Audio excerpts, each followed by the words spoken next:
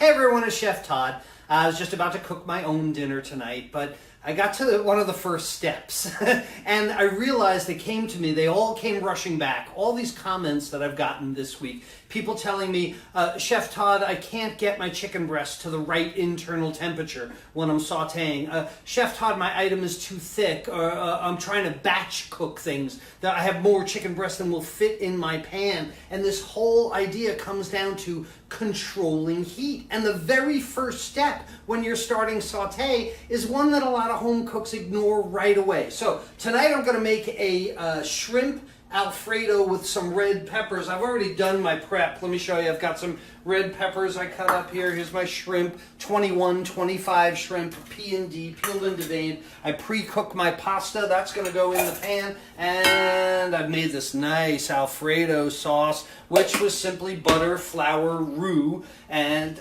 milk, and then Parmesan cheese. Okay, so here's my saute pan. I've got the heat on now and a little bit of water. I'm going to take a little water and sprinkle it in my hands. Do you see the reaction of that? That water turns to steam. Okay, so if I sprinkle water in the pan, I can tell the relative heat in the pan. The water turns to steam. That's 212 degrees Fahrenheit or 100 degrees Celsius. We know one of the most important things is cooking with temperatures that items coagulate, your proteins coagulate at 165 degrees Fahrenheit or 74 degrees Celsius. So anytime you see water evaporate, you know this pan is hot enough to cook. But here's where home cooks miss out. They don't gauge, because do you see, the more I sprinkle water in this pan, I can tell that the pan is getting hotter and hotter, and the water evaporates more and more quickly. The pan gets hotter and hotter, so before you start to cook,